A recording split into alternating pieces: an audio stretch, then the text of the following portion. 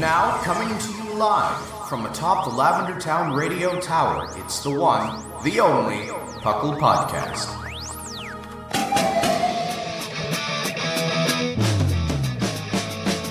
It's PUCL! PUCL! It's PUCL! PUCL! Pokemon Underground Champions League, oh yeah! PUCL! PUCL.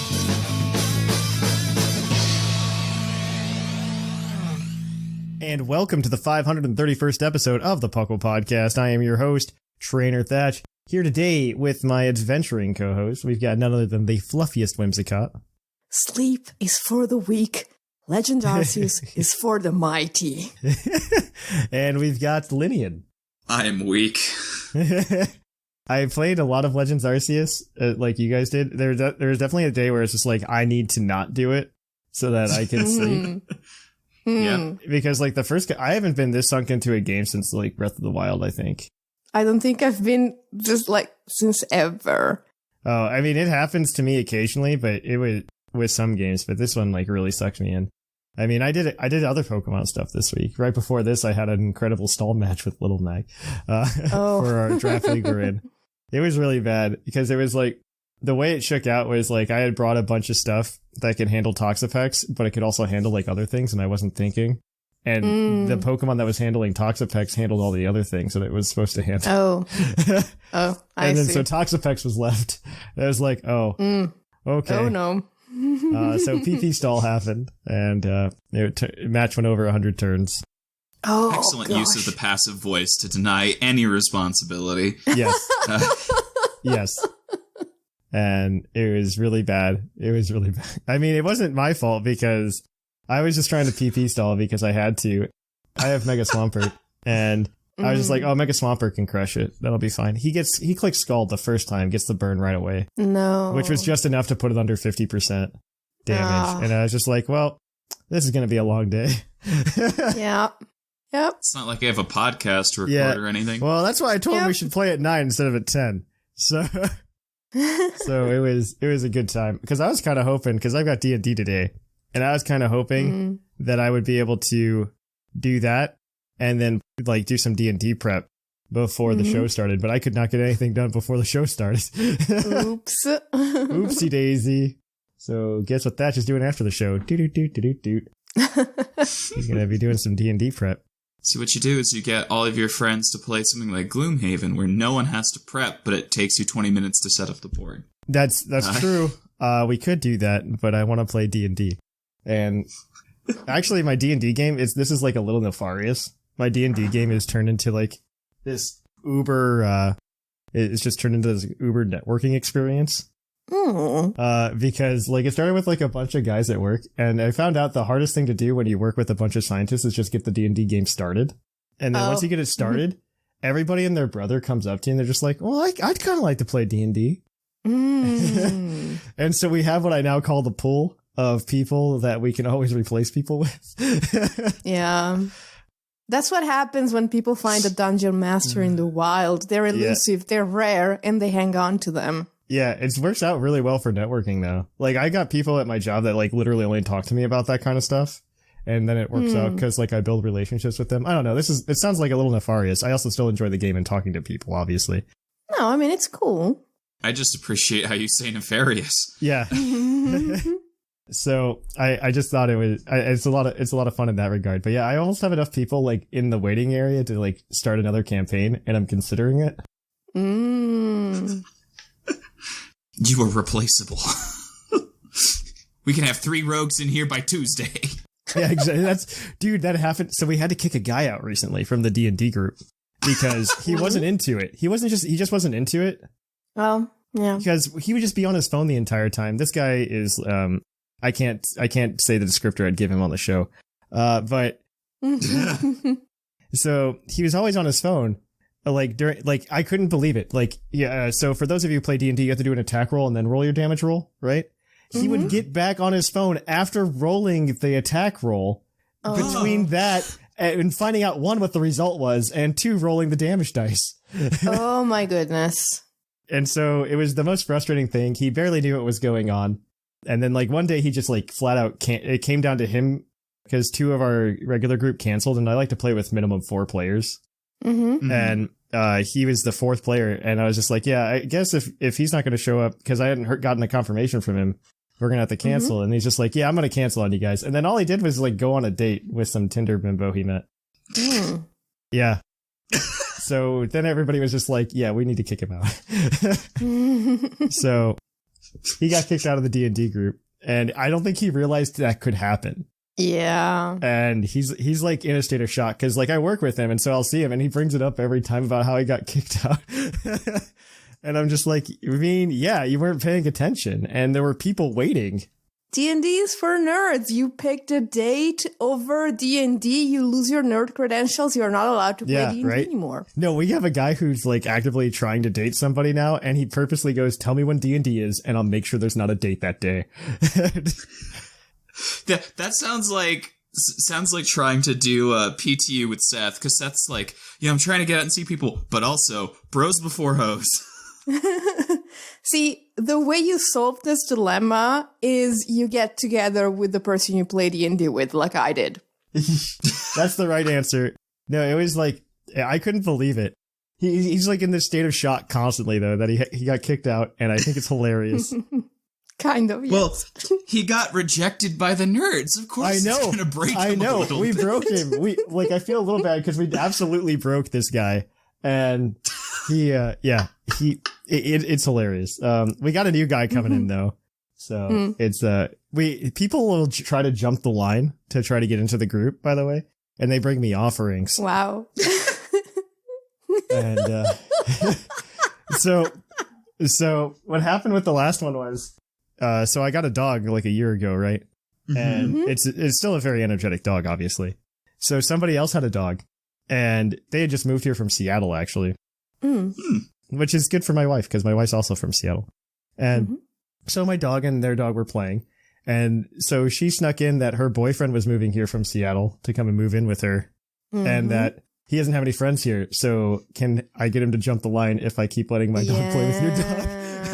Oh my goodness. And so that's who's joining the group today. Amazing. Yeah, it's a wonderful time. That's all it takes. This is the best made-for-TV movie pitch I've ever heard, by the way. Yeah, no, my there's just the right amount of not really drama, but drama, and like a real lack of conflict. Yeah. Just like a real lack of conflict. Yeah, it's the perfect fanfic plot. Yeah, no, I really want to start a second group though, so I can have them both run around in the same world and then have like an adventure style team up. Ooh. One day. I thought that'd be kind of fun. Yeah, but I'm trying to imagine scheduling that, and my condolences. I think I can make it happen. Most of the people that want to play with me don't have other friends, okay? But, okay, so what you do is you slowly get the entire organization in, so then the Christmas party just becomes that.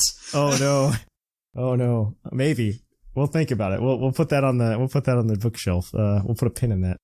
All right. But enough about Thatch's D&D nonsense. We came here to talk Pokemon. So let's kick it on over to the news, and let's cue that epic music.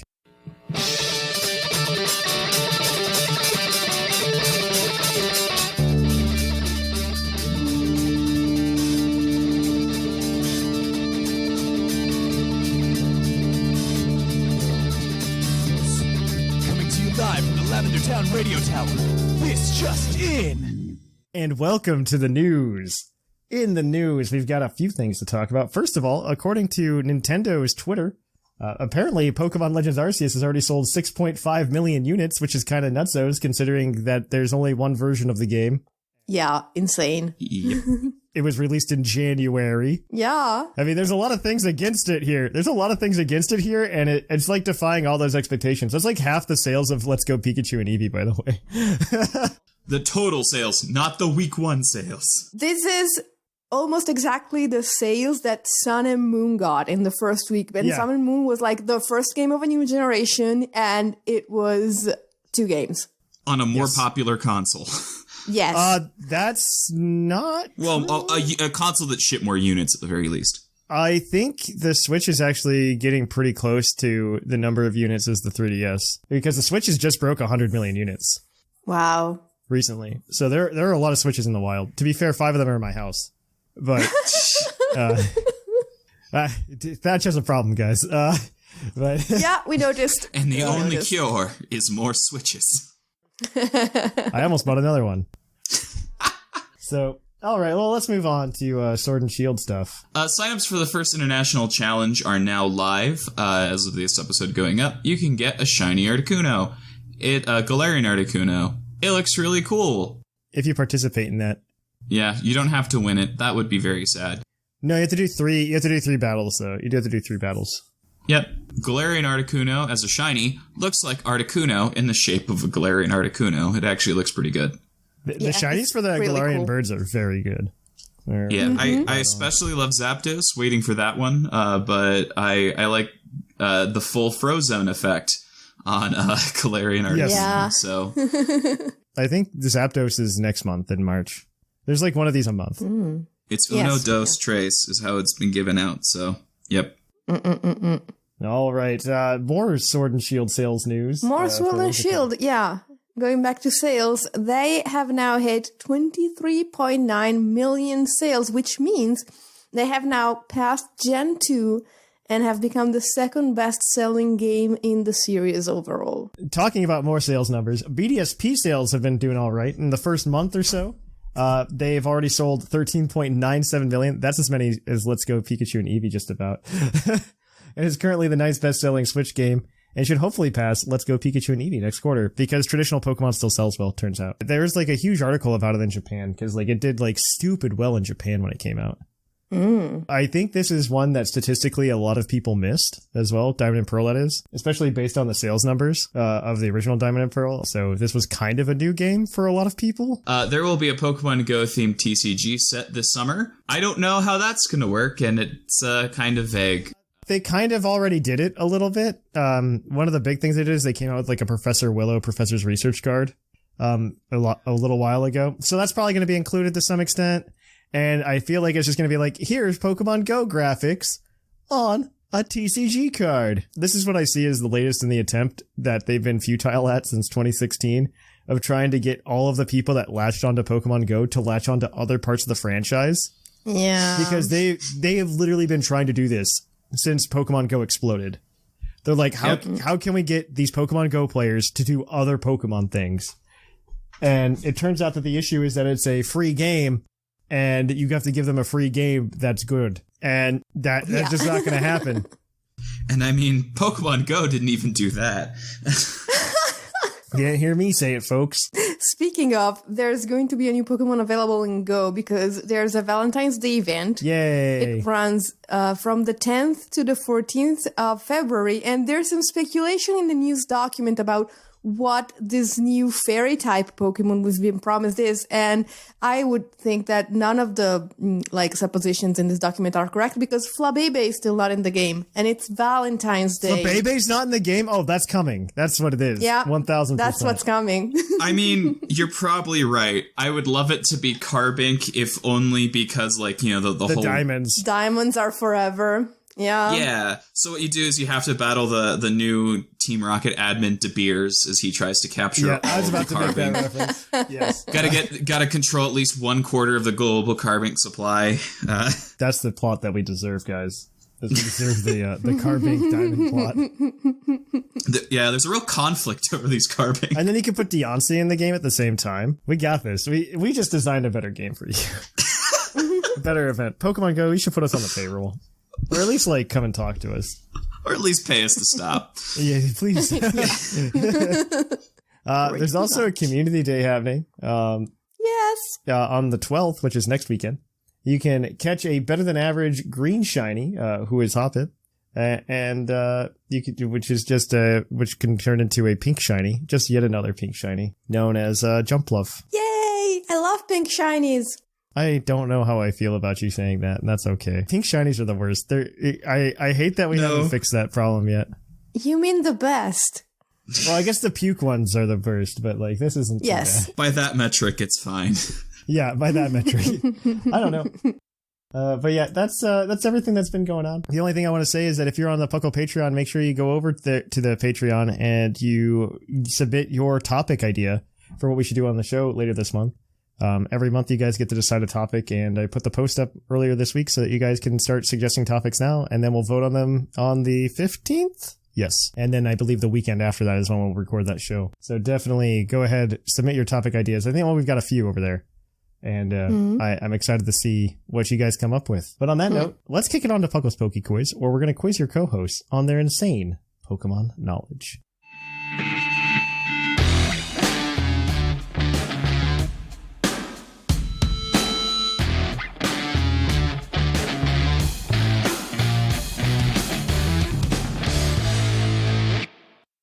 Oh hi, and welcome to the Poke Quiz, the part of the show where we quiz our co-hosts on their insane Pokemon knowledge. I'm Mark, here to explain the rules. Our fabulous co-hosts will work as a team to answer 5 Pokemon-themed trivia questions that fans have submitted on the Discord server. Each question is worth 1 point, with Pokedex and multiple answer questions worth more, for a total of 7 points. The host can use a free hint at any time.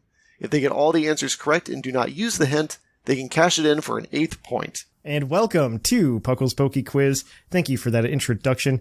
We are going to go ahead and jump right on into it. Our first question this week is going to come from Trevster, and he wants to know what normal type move was learned exclusively by water types before being removed in Generation 8. Splash? No, Splash was learned by like Baneri, Hoppip. Hoppip, right. A lot of things. Normal type move. Learned. Soak is a water type move. Yeah. It's a normal type move learned exclusively by water types. Yes. Yeah, so it has to be. I'm trying to think. I don't even remember what all was removed, to be honest. Yeah, me neither. No, that doesn't make sense. Because That's such a weird question. I'm trying to think of like what moves would only have been learned by water types that are not water type moves. Yeah, that's the hard part. It could be something to do with like swimming. Do you want to use the hint or? Well, we have literally nothing, so we might as well. Yeah, I don't know whether or not it's going to be like one of those moves where it's like, it just happens to be a thing that only water types could do. Theoretically, others could. I think the way the question is phrased, it makes it sound like it's a very widespread move, but it might be like a signature move of a water type line that just, So yeah, like I don't know, like it's probably a Gen 1 move. Like at the very least, it's probably a Gen 1. It might be a signature, because that was like the thing. Gen 1, you have like a barrage on Executor. You've got like I will tell you every single Pokemon that has learned this move, and maybe that will help. Okay, that will help. Cloyster, Ammonite and Amistar, Corsola. Oh God, Shell Smash. Marini and not Tasha. Shell Smash. That's Crustle. It's Spike Gen Cannon. 8. And it's Withdraw. It's Withdraw. No, it's Spike Cannon. Withdraws water type and also learned by Turtwig. What? It's water type? Yep. Yeah. Okay, that's so weird. Yes, you have to be right. Yeah, it's Spike Cannon. Wow. Spike Cannon is correct. I forgot that even was a move. Yeah, that's why it probably got removed. When he said Omastar, I remembered it. Wow. I remember it for Corsola because Corsola used to use it in the anime all the time. I think by the time Corsola showed up in the anime, I had stopped watching. As everybody should. It's fine. It's fine. All right. This next question is going to come to you from Anya. Which two types are tied for least amount of status moves? Fire? Fire and Dragon? Dragon? Yeah. So Dragon for sure is one of them. Fire only has 2, and it's a nightmare, because anytime you have to type shift something to Fire in PTU, it's a pain. You gotta find other moves that work. So if you feel good about Fire Dragon... has like Will-O-Wisp. Will-O-Wisp and Sunny Day. No, there's 3 actually, because Burn Up. is not. No, that's an That's not a attacking status move. That's That not a status damages? move. Right, Yeah. that's Yeah, it has like Okay. 100 base power too. Yeah, okay, so I can think... Dragon only has 2 that I can think of, which are Dragon Dance and Clangorous Soul. Yeah. It might have others, but I don't remember what they are. No, I don't remember any other. Fairy has a few. It has Charm, Baby Doll Eyes, Misty And Terrain. one of the kisses. Yeah. Yeah, okay, there's the terrains. Grass has all the All the powders, if nothing else. And Poison 2. Electric has Thunder Wave and Ion Deluge and another... I'm just Electric amazed Terrain. you remembered Ion Deluge. Well, I had to make up for Eerie not Impulse. knowing Spike Cannon. Yeah, okay, yeah, I think Fire and Dragon are correct. Yep. Fire and Dragon are correct with those moves that you guys all said, so we're good. Fire only has Sunny Day We and just wanted Will-O-Wisp. to make sure, So it you're doesn't good. pay You're to be good. hasty You here. guys are 2 for 2. Your next question's your Pokedex entry, is always. It's going to come to you from Shark Finnegan. Its Legends Arceus entry reads, Ooh. a bizarre item causes Pokemon to evolve. While it now exhibits many new gestures and expressions, its biology remains inscrutable. Who's that Pokemon? Porygon 2? Porygon Z, I think. It's one of the Porygons. Yeah. Do you want to say Z or do you want to go with 2? Okay, I'll so I take think Porygon I think line. it's That's the I think answer. it's Okay, if 2. you'll take Porygon line, then sure, Yeah. Porygon Z. Porygon 2 is the answer, but I'll take Yeah. Okay. but I'll take it. The hint entry was from Pokemon Platinum, and it reads, it was upgraded to enable the exploration of other planets. However, it failed to measure up. I love that entry for baby. Like most science. You're watching out of the space program, kid. All right, so that is your 4 for 3. Your next question is your multi-answer question, as always, and you got an opportunity for up to 2 points here. Ooh. There are going to be, I guess, 10 answers to this Oh question. wow. And we're going to go ahead and we are going to, I need 4 of them for a point. That's what we're going to say. Okay, thank you. This is from Chief. There are 10 Pokemon lines with 3 natural type immunities, not accounting abilities like Sap Sipper. What are they? This means that this Pokemon is immune to 3 different types or more. Okay. Hisuian Zoroark line. That is Yes. that is one. I'll make you lock him in. Aegislash? 3 strikes are out. Yes. Okay, Aegislash? That is also correct. That's 2. Does Mega Altaria count? Um, No, It's I'm not. completely tired. No, it's I was not. like, oh. No, that's only immune to one the thing. Drifloon line? The Drifloon line? That is correct. That's 3. It's basically ghost types that also have a type Yes. immunity from their Yes, other type. exactly. Pretty I think all of much. these are ghost types. Pretty Sableye much. line, Spiritomb line. That's Yes. that's 5, 4. That's 5 by my count. 5. Yeah, that's 5. There you go. Then you have, is there another, like, ghost flying type? Oh, Palisand? Yep, Palisand line. That's correct. Mimikyu line. Yes. That's correct. That's 7. 7. Give me It's one more. 7. So, Are there any other ghost steals? No. no. Ghost fairy. Ghost. They all have to be ghost type because ghost is the only type that has 2 immunities. Yeah, pretty much. Let's see. There's, and the other types that have immunities are ground, flying, steel, fairy, and dark. Am I forgetting something? Normal. You've said the Zorua line, which is the only one. Oh, Runerigus. That's another ghost ground. Oh, that's right. Runerigus is correct. The 2 you were missing were Golurk and the Oricorio Sensu form. Oh, that's Oh, right. yeah, It's they're- flying. Yeah. Yeah, I forget. I forget it has a ghost form. I just see it electric and Yeah. fire all the time. Yeah, There you same. go. So that is 2 points for you guys. You guys are at 6 for 4.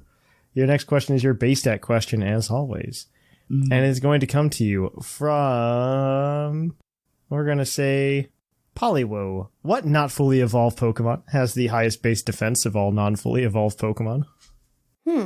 Well, Onyx is definitely up there. It's like one something. It's very something. I don't think it's crazy high. I feel like there has to be something. No. Doublade.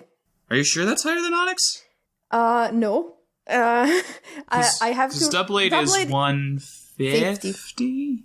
Yes, because it has the same defenses as Aegislash. I'm pretty sure. It has the right same one there. before they nerfed Aegislash, so now it has slightly higher, actually. But it's definitely 150 for that. I just don't remember Onyx. Onyx might be 180. It's not Because 180. I know it's not Steelix- 180 because that was the highest defense and that was Cloyster, but I think it was the second highest. Wait. I think one like Steelix might go to 180. No, because Steelix is like 200. 200. Steelix is 200. Yes. And it goes up to get to Steelix. I'm fine saying Onyx because I don't think Doublade is the biggest, and Onyx was supposed to be like the big wall that made you use a special move to get through Brock. Gen 1 Pokemon. Yeah, but Gen 1 Does also it has really like have weird... over 150 in one stat? I mean, plenty of them did. Cloyster, for instance, beats it in defense alone. And Onyx's other stats are terrible, and it was a fairly high BST mon if I remember my J-Rose 11 videos, right? Okay, then we can say on it. I'll say Onyx. Onyx is correct with a base stat in defense of 160. Following that up is Doublade. Well, So it's what's it's third place? Doublade at 150. Third place is Larion at 140. Right? Isn't that weird? Yes. Isn't that weird? I wouldn't have thought Kind of. Larion for third place, I'll be honest. All right, I probably would have thought Shieldon before that one. that gives you guys 7 points for today. So right now the standings are Claude 9 in first place with 22 points. Seth Vilo in second with 19. Tied for third, we have R Sigma and Lynian with 14. In a 4-way tie for fifth, we've got Mark, Jushiro, Baskin, and Whimsicott with 7. In ninth place, we've got Shamu with 5, and everybody else has yet to get on the board. So there we If go. Claude has anything to say about it, they won't. Claude's trying. I'm going to make that the hardest trivia week that we can possibly make it. Because I mean, you he tried needs a that perfect with me score. and we got 8 points. I know. It was bad. It was bad. So good for Claude, I guess. Good luck, Yeah. Claude. I guess it's going to be easier for you. Accidentally. All right. So that's it for Poke Quiz. If you want more Poke Quiz, make sure you tune in next week, and we'll give you more. On that note, we're going to kick it on over to the topic. Hey, would you like a green Tauros badge? Well, you can have one. If you come over to our Patreon at patreon.com/puclpodcast, we are going to be giving them out once we hit $850. We're going to be giving those to every patron at the $10 plus tier because we love you guys. We'd love to see this project made. Of course, if we hit any other thresholds on the way there, such as $800 for the week-long giveaways to the community, that would also happen as well. So if you'd be interested in getting a green Tauros badge, feel free. Come on over. If you can't support the show, don't worry about it. You just listening is enough for us. So until then, though, guys, I'm Thatch, and I'll catch you guys on the flip-flop. And welcome to the topic. Our topic today is going to be our full review after playing Pokemon Legends Arceus. I guess after is really a bad word because I'm still playing it for a lot of different things. Yeah, after's a strong word. This is going to be full of spoilers, heads up. Timestamps, as always, are in the show notes, so you can always skip to the Pokemon of the episode if you don't want to listen to too many spoilers, or you could, of course, just go ahead and listen to the spoilers anyway. I don't know. If you want to know, we like the game, you should go buy it. There you go. Done. Yes. See you in the team of the episode. See you at Poke of the episode if you don't want to listen to the next, 40-some minutes of whatever we talk about. Or if you want to wait, just go get the game, play it, come back to this episode in a few days. In 2 weeks. No, it's a few days. Thatch, do you know how many sleepless nights I've had since this came out? The answer is all of them. A lot, actually, because I'm in the same boat. Yes. I used to not be able to stay up until midnight, then this game came out. Yep. Yep, exactly. And I'm destroyed. There were a couple days where I just couldn't feel like myself because I was so tired. There were a couple of days in which I played it until it was very late, And then I said, no, I need to go to bed. Yes. I turned off everything. I went to bed. Then I lay in bed, awake. I couldn't stop thinking about the game. I went downstairs, picked the Switch out of the dock, and and carried it to bed with me to play some more. I've done that. I've done that as well. Yeah, this game is very good. My TV is within view of my bed. This was a terrible mistake. Oh no. It's a very good game in that regard. I don't know. So we've all pretty much beaten the game. I haven't done Arceus yet, but I know about Arceus. Yeah, Wims and I both have. Yeah, I haven't gotten there yet. I'm almost there, but I'm trying to take in my time because one of the things I really like doing is just kind of filling out the pages of the Pokedex, and I want to do perfects on as many things as I can. You and Shamu both, and I do not understand. There's the little OCD part in my head that goes, okay, but I can maximize my shiny rolls. Okay, but you're going to break completely when you hit Magikarp. I'm telling you now. I don't disagree with you. Splash 100 times, Thatch. I know. It's fine. It's fine. I'll just splash 100 times. It's fine. Oh no. I'll do it against another Magikarp. Yeah, that's the only way. That'll take it down to 50. Yeah, exactly. I'll do it twice. It's fine. Done. There you go. But yeah, it's, I don't know. Like, I've just been obsessed with that part of it because there's part of me that it just feels really good to do it. I've completed Bidoof. That makes me feel good. Oh. I've just about completed all of, like, the starters as well, like the base starter forms. It just feels good to have, like, that completion mark there. I don't know. And it says perfect, and so you get that extra shiny roll, which totally doesn't matter. Yeah, it actually doesn't. It really doesn't. Yesterday, I saw a video by Austin John about how to shiny hunt using mass breakouts. Yeah, it doesn't matter. And I was like, I don't really care that much about it, but like he says, if you find something that is only in this game, it might be worth trying out. And so I got a mass breakout of Hisuian Sneasels. Yep. My baby. Yes. And I did the going back and forth while saving thing like 6 times, and I didn't get any shinies. And then in like the 6th or 7th breakout, I got 2 in the same breakout. May I have the other? No. It's fine. I'm teasing. Yes. If I catch a third one, it's yours for sure. I don't like the shiny more than the regular one. No, I want to catch my own. Okay. Because you get so many rolls with the mass breakouts. It's like 25 extra rolls for a mass breakout. Yeah, it's insane. You can like collect like 3 extra rolls for normal stuff throughout the game. The game is really good about shinies in general, though, I think. Just like vanilla playthrough. Yes. I've gotten like quote unquote full odds already. Well, it's just because you're rolling the dice so many more times. Yeah, because you're not doing as many random encounters and the Pokemon just pop up on the screen. It just happens. It just happens. I found a random Tentacool. It was the first one that I caught. I found a random Starly, which I missed because I hadn't had anyone tell me yet, save when you see the shiny. And I was actually like running away from stuff that was like chasing me. And it's a Starly, so it flew away. And I was really bummed. And then Shamu told me, just save when you see one the next time. Yep. And I got another Starly, and I saved it, and I got it. And then I got the Ponyta from the quest. Then I got like a random Psyduck that just spawned while I was flying over it. Yeah, no, it's really nice in that regard. It's really it just gives you so many extra rolls. Yeah. It's kind of like the Let's Go Pikachu way that they did it. Let's Go Pikachu and Eevee, but I feel like it's more active because it usually happens while you're doing something. There's not really a chain involved. Yeah. You had to chain and then sit around, which was awful. I still think DexNav is the best way in like a traditional Pokemon game to shiny hunt. Mm-hmm. I think this is a very good way to just catch shinies in general. And I think it's done well. Because especially, I for one, like, I will do the shiny hunting part, like with the mass breakouts, but I don't like having to like sit down and soft reset. No, I just did that because it was like a unique Pokemon. Yeah, I'll take it for what I can get, you know? Yeah. I mean, you're going to be able to Masuda method one of these things at some point anyway, so I'm not super worried. Probably. But I like put the idea in my mind that, but it's an exclusive, it's a thing. And I guess like, so. Okay, I've done it for that. I would do it for Hisuian Zorua, because in the same video I saw the shiny and it looks amazing. It looks fantastic, yeah. It does. I wouldn't do it for anything else, probably. I really like it for that regard. I don't know. I like this game a lot. The only thing I think I take like a little bit of issue with is the battle system. And it's not even like, it doesn't even offend me or anything. I just think It's less interesting. It's very much so less interesting than anything else in this game, because the main thing of this game is, hey, you remember Let's Go and how you just have to catch everything? Well, we took that concept and we made it not garbage. Yes.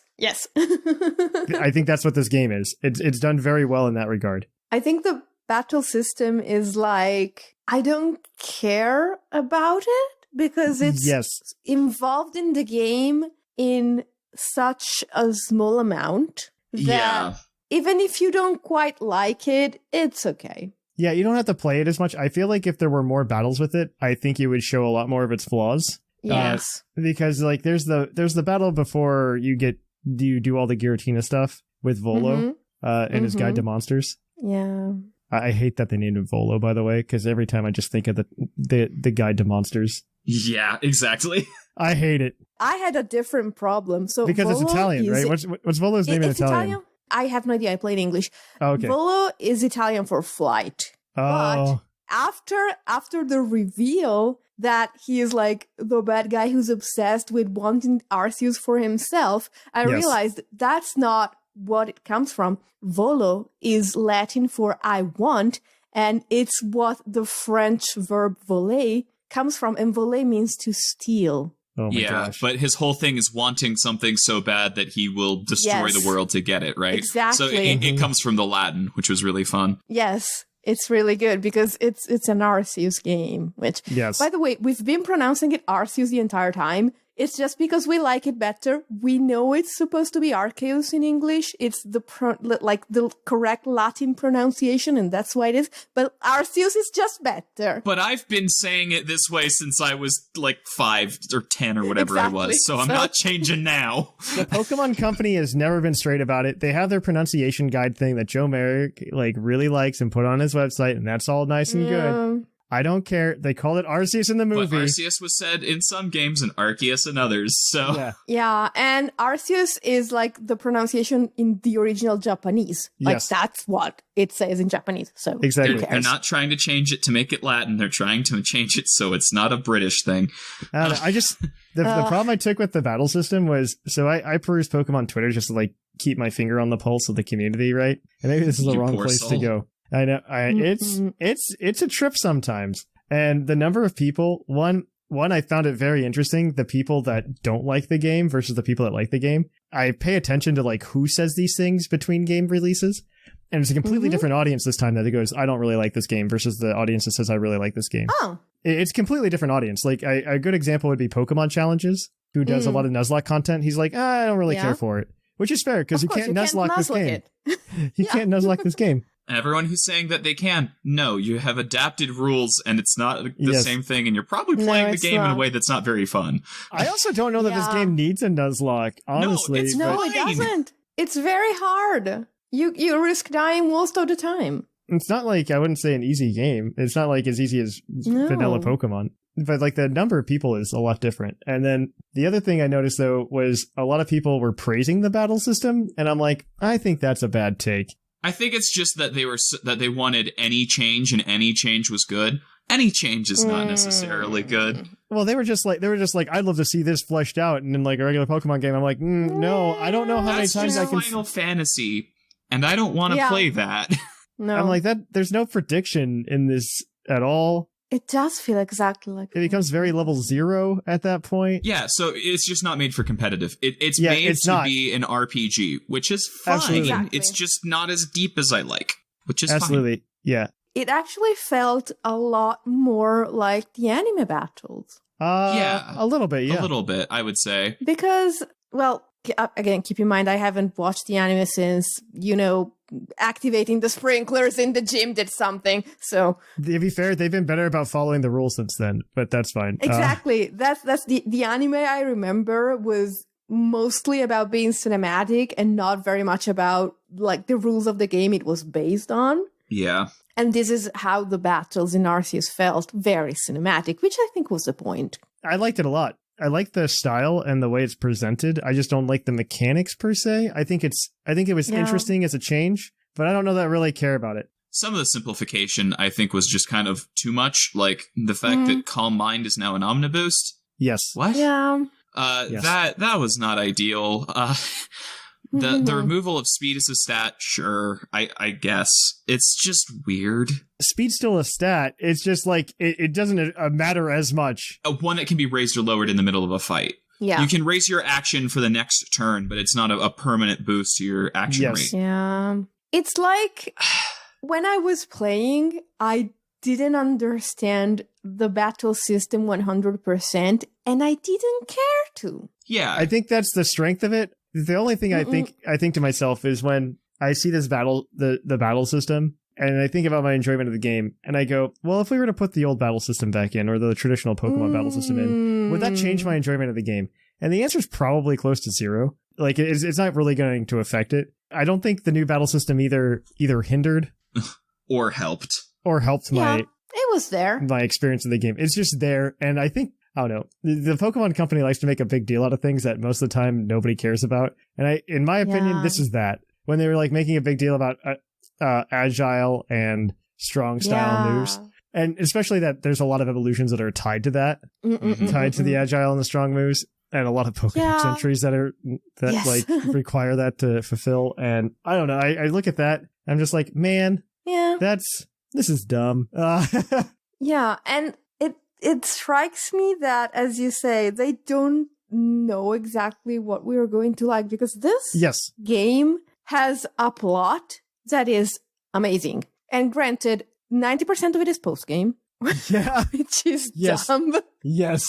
I don't know why it ends where it does. Like where it ends, where the credits roll, is what I would call like the inflection point of the story, not necessarily the climax, right? So what happened to me, and I'm going to put it out there as a warning in case someone else is doing the same. Yeah. I got to the third Lord. I did the third Lord, and I was like, oh no, this means I'm more than halfway through the game, and it's only been like 3 days, and I don't want the game to end so soon because I'm enjoying it so much. So I slowed down a lot, and I completely messed up the pacing of the story, because what happens after the fifth Lord is that the story actually starts. And I wish I had known that. As someone who like deals with a lot of like plots and things, I was so confused because every time I kept waiting for literally any twist, and nothing happened until the fifth Lord was down. The entire time I'm like, okay, so what is going to change? And then they would say, here's what you're going to do. And you'd be like, okay. And then you just did it. There was never any surprise up until after that. They started actually trying to subvert your expectations and give some character arcs. I really liked what they did. Up to the credits roll is essentially just like, you unlock the world, and here's a taste of some plot, credits roll, and then it's just like, here's what probably should have been the rest of the game.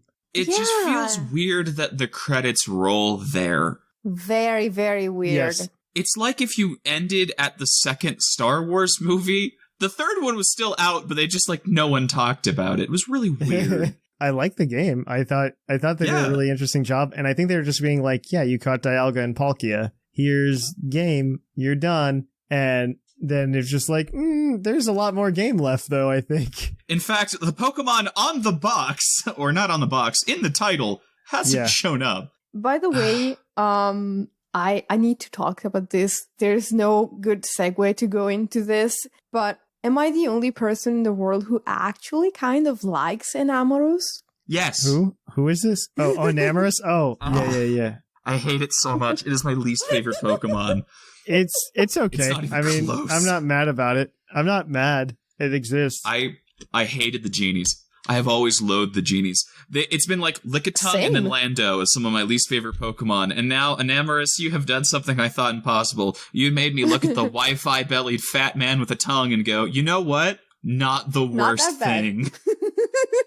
I was too hasty. I'm a little upset that they didn't copy paste. Like I poop on Black and White all the time for the number of times that just like copy and paste the same Pokemon. And at this point with like the Genie trio in their incarnate forms, like that's to be expected. And then they're like, no, we're not going to do it with this one. This one is a weird turtle snake. Why? Yeah. Why would you do this? Well, because like I'm looking at it, I'm like, you could have totally made it look exactly the same and just like made the snake tail come around like the rest of them do in their incarnate forms, and I would have been like, that's cool. We're done. This one is a lady. I don't care.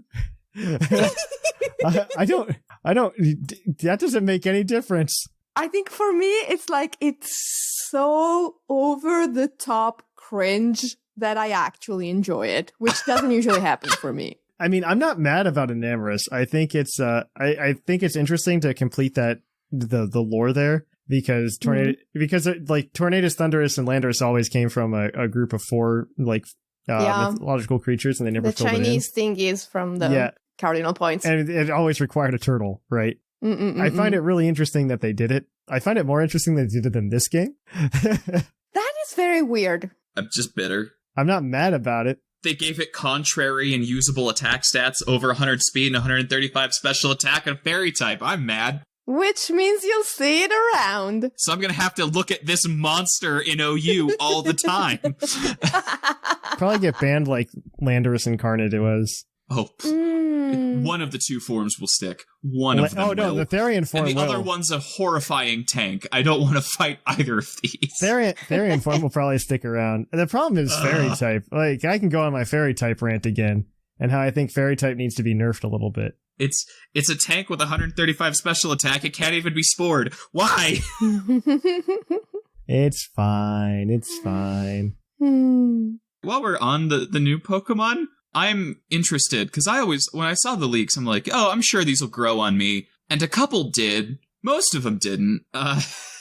Yeah. They're not. I don't hate them. Good. They're just fine. Okay, so the one I'm most confused about to this day is still Ursaluna on so many levels. Yeah. I'm confused about it for so many, like, we as a community get really upset about Samurott all the time, like Oshawott bipedal, Dewatt's bipedal, Samurott's quadruped. And then we have the same thing that kind of happens with Teddy Ursaring, and then Ursaluna. Yeah. And then Ursaluna's design isn't even that great in my opinion, but I don't mind it. It's like, okay. It's meh. It's fine. The typing's interesting, which is cool. The other thing that bothers me is, like, it breaks Eviolite, which is fine. I hope they just, like, start destroying the Eviolite thing and they just don't worry. Can we just never have it show back up again? That would be fine. I'd be fine with that. Okay, so I think what you do with Eviolite to fix Eviolite, and you fix a lot of problems, is you just say Eviolite can work on base stage Pokemon that can evolve. Only base stage. So, like, it wouldn't work on, like, Dusclops or Ursaring. Or you make the boost 120% instead of 150. Yeah, either way, I think that would be interesting. An interesting way to change it, but I think it's just like really weird on that level, and then the evolution is weird. Granted, not as bad as like Galarian Yamask. That says the worst ever. Yeah, it's not bad. Yeah, in the middle of all this, questionable stuff, there's my new beloved baby, Hisuian Gudra. Hisuian Gudra is actually pretty good. I like that one a lot. I love it. I'm in love with it. I don't care one way or the other. I have 3 alpha, and at one point they were all on my team, and I pulled them out of the Pokeballs and I had them talk to each other, and it was adorable. I love them so much. I do like how they gave it crippling attachment issues in its Dex entry. Yes. Yes. It's like, oh, you precious bean. I evolved it. And I thought, oh no, it's really, really sad. And then I looked at it and it was actually smiling. And I was like, oh, you're my baby. You're my baby now. You're coming with me. I really like Sneasler. I can't... It's just Sneasel but long, but it looks really funny. And they've animated it with such an attitude. Yes. If you send it out of its ball for a while, it'll just like literally like lay down in the exact paint me like one of your French girls poses. Oh no, I haven't seen that yet. Oh, it's really good. Oh my god. It exudes sassy energy, and I love it. It's great. Yeah, it's like long cat Sneasel and a meme overall. It's really, really funny. I unfortunately I don't dislike Sneasler and I don't dislike Overquill, but the problem I have was the Pokedex was already so small in this game. Like, we're at 240, right? And then they're just like, and we also have to include every Gen 4 Pokemon because this is Sinnoh. Yeah. Then they're just like, you know what we should do? We should make a Hisuian that has the same types as both Croagunk and as Stunky. And make them better. Yeah, and make them better. But it's just like, man, why?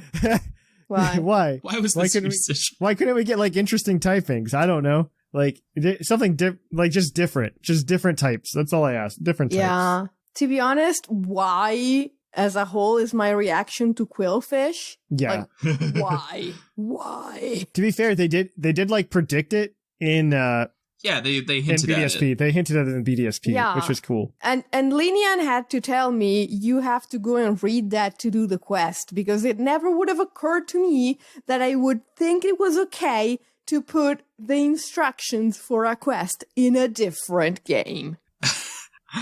It's kind of cool as a concept, but it's kind of bonkers because, yeah, you can theoretically find it on the internet, but they lock the game behind you owning another game, which is stupid. Well, they did that for multiple, because that's how you get the other mythicals, is the save data. Yeah. Is it?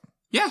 You don't need Shaman and Darkrai to like go get Arceus. Well, you don't need Manaphy either, actually. Oh, yeah, okay. That's true. okay then. That's okay then. I didn't know that. Yeah. Can we just talk about how the main character's now stuck in the past forever? I thought we would, like, have the option, like, it'd be like, one day I'll send you back, or like, when you beat the game, you would choose to stay. But no, you're just stuck here now. Yeah, they handle that pretty well in Mystery Dungeon, don't they? Like, in Mystery Dungeon, they're just like, you want to go back? No? You want to keep hanging out? Cool. Yeah, here you don't get that choice. It's like, hope you didn't have any friends or family. Well, I'm just assuming I was an orphan boy that was about to go on their Pokemon adventure, and I got stuck here. I don't know, because so this I don't think so kind either. of it was a bit weird to me as well, because like you meet Ingo, and Ingo has been stuck here forever, I love Ingo. Ingo is the best. but he doesn't remember almost anything about his previous life. They never say that you lost your memory. No, in When you fact, fell you through can the talk rift. about how your world was whatever. Yes. Exactly. Which means you remember your mom and dad, but you will never see them again. Which is why when the rift closes and your character smiles, I was like, okay, I guess she doesn't mind. By the way, the expressions on the characters Very in good. this game are It's much better. Ray Much better. Ray is hilarious. I don't know if like the female character, if you pick the male character, has the same reactions, but Ray is hilarious. They No, have they're the very same. similar. Some of the Very dialogue is similar. tweaked, but it's very much the same.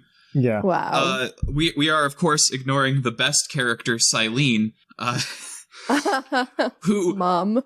she sets the tone of that game wonderfully. Where you go in, she's like, "All right, if you can't do this, we will leave you out to die. If the elements don't kill you, the Pokemon will." And it's not like that's implied. They say you will die, Yes. and I'm Yes. like, "Geez, this is a different This game." this is not a Disney movie.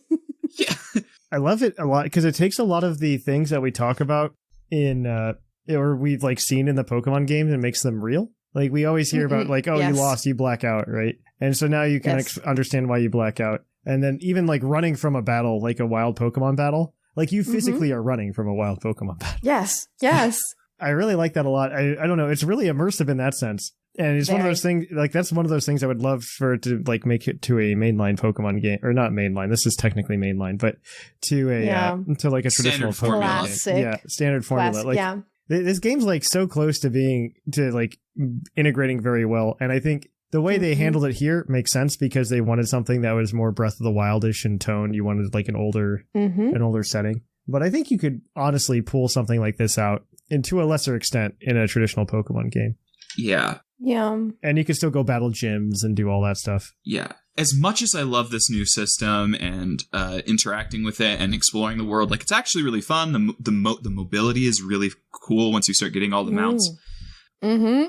I can't play this game with 40% of my brain power. I can for Sword and Shield, and there are times I just want a veg out game or something painless, and I can't do that with this. Oh no, And you that's can't. You have to be fine. hunting I just Pokemon the want entire both, time here, you know? right? Yeah. And this is going to be much less accessible to, say, anyone with, kids who can't, like, literally get Yes. the dodge rolls down. Anyone who has, like, any Disability with their Yeah. hands or something. Yeah. disability with their hands, or there are people who play the games, like, more by Coordination sound. or anything. Uh, Yeah. This is going to be harder, if not straight up out of reach. And I don't Yeah. think, like, every game has to be totally accessible. That's just not... That's not a practical thing. like But Pokemon has Pokemon always is. been, one of the ones that are really accessible, and to have like such a cool entry in the series be far less accessible sucks. Yeah, but there's no way they could have made it more. I don't think like this was No. a choice to Yeah. make it less. No, I just don't want no. it to replace the other games too. Yeah. One of the problems I have with this game outside of like the battle system is just that it doesn't really breed the same sense of community, I think, that a traditional game would, because even if we had like, I think they should get rid of the 2-version model, but that's just me.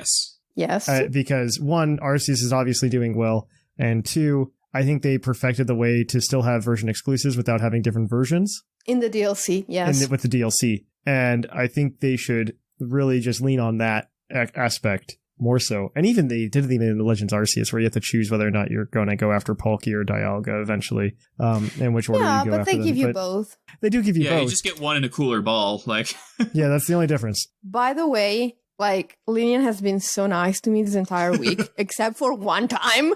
So I was very on the fence about asking Adaman or Irida for help. And he was like, in the end, well, It doesn't matter. Shamu and I did Adaman, so you pick Irida. And so I go, and then I see what I am told is origin form Dialga. Yes. yeah, and I'm that's like, the official name. wow, this looks kind of cool. Not bad. I thought it was like a fusion between Arceus and Dialga at first. And then he was like, okay, so you get the key item and you can shift their forms. And I'm like, cool. And then I meet Rita and I get the key item. And Lynian is like, have you seen Palkia origin form? And I'm like, no. And he's like, well, when you get the time, just try it so that you can see what it's like. And I'm like, oh, okay, thank you, buddy. It's the worst one. And I click the item and I literally go, ah! It was horrifying. Yes, it Terrible. is. And this guy was just laughing at me. The sad thing is, I still prefer it to Dialga. Dialga looks weird. I don't like I don't like the fact it swallowed a Prius. Dialga is awkward in a way. It's like a bit dorky. Palkia looks like a mistake. Palkia is terrifying. It's a centaur with the same number of legs as a horse. I hate it. Yeah. Yeah, it's weird. It's horrible. It's terrible. If I had picked Adaman and I had seen that coming at me, I would have like thrown the controller through the TV, broken the controller, broken the TV. I would have screamed. No, thank you. Yeah, it's something. It's something. Let me tell you. I enjoyed it for the most part, though. I don't know what else I want to really complain about. But I enjoyed it immensely. I could go on talking about every little thing in the game. Like you can have all of your Pokemon have a little campfire chat. they did a good job with that. They did a very good job with that. The plot, like even the tiny bit of plot in the side stories, like when you find the journal. Yeah, the side stories are so well done. Yes. When you find the journal and like you get this glimpse of an incredibly tragic and creepy story, and you're like, oh my god, this is so tragic and super, super, super creepy. And then you go back and the journal disappeared from your bag. Even creepier. Wow. There are a lot of moments that I really like. And yes, I've got complaints, but they're complaints that are like, you could have been perfect instead of just really good. I don't think I'm mad about anything. I don't think anything is just like, this is a bad part of the game. I wouldn't say I'm mad. It's just like, oh, there are things that I would change, which is not the same thing. I have recommended this to non-fans. I have not done that for a Pokemon game in years. I don't think I've ever done that for a Pokemon game. I think you have to be a Pokemon fan to really enjoy Pokemon games. And this game, I think, found a good way to bridge it. And I hope that continues, because I think this is a fun side series, or not side. I guess not. Side series is really weird to say, because I don't think it should be that, and that's definitely not what they intend. It's a change off the core mechanics, and it's an enjoyable one. I think this is really good, both for the developers who have obviously at Game Freak been trying to do something else, and while being stuck in the Pokemon formula because they're too scared to remove themselves from it. I mean, which is fair. Very fair. The Pokemon formula is obviously selling stupid well still. I hope it's good for them in the way that they need more creative freedom, per se, to play around with things. And I think it's interesting to be able to bring Pokemon from it, right? Yes. I kind of see their picture of like, hey, we're not like post exit. Like this would have been nice to know post, like when they announced exit, like, hey, we're going to have like different style games where your Pokemon can still go in it and it'll feel like a Pokemon game and you can bring them out and then put them into other games. And this is how it's going to work. And this makes more sense to me because there's more adventures and more types of adventures than just like, here's gym challenge number 7. Mm-hmm. I really appreciate that in that regards. Like I'm excited to bring like Weirdeer into like a real game. Well, game, traditional game. Sneasler's probably really good, looking at its stats. Hisuian Gudra is crazy good. I thought they were going to do it earlier and put them into Switch because then you could at least put them into like VGC competition and use that as a little advertising bump. Be like, hey, look, Sneasler's doing really well in VGC. Maybe I should buy Legends Arceus. Unfortunately, they didn't take that bait. Yeah. We'll see on Pokemon Day what the connectivity is going to be. Oh gosh, that's right. That's this month. Yep. What I expect from Pokemon Day is probably DLC for Legends Arceus announced. Oh wow! Because there's only 240, and okay. As much as I hate leakers, there was one that was absolutely just right the entire time. Yeah. I am not upset that I fought against the concept of Hisuian starters. By the way, I am not upset by this. I laughed so much when I. Yeah, no, well, there's gonna be people who are just like, Thatch, you gotta, haha, you were wrong. And it's like, yes, I'm always wrong. I mean, it's classic PUCL. It is. You spent like 3 months saying there's no way we get a Gen 2 remake, and then they announced a Gen 2 Exactly. remake. This is like very standard for me, okay? But now I just wish you were right. For 2 of them, yes. Typhlosion is cool. The Hisuian starters I look at and I'm like, okay. They're all side grades for me. They're just fine. Yeah, exactly. Like I'm like these are neither worse or better. They're interesting, I guess. No. I'm also not obsessed with my prediction because I made the right choice at the time to be like, yes, this is this is coming out of somebody's butt, and they have no proof that works because they try to do BDSP predictions as well, but they didn't really predict anything. To be fair, there was nothing to predict. Yeah, that's true.